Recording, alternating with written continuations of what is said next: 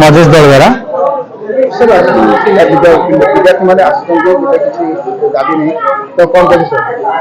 देखते बर्तमान आम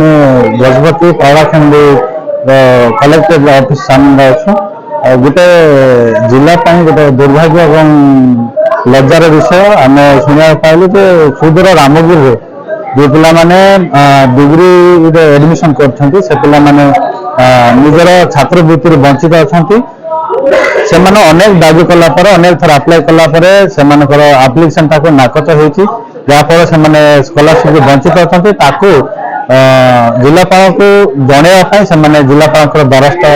हो आज बहुत दूर आजिलापाल जनवाई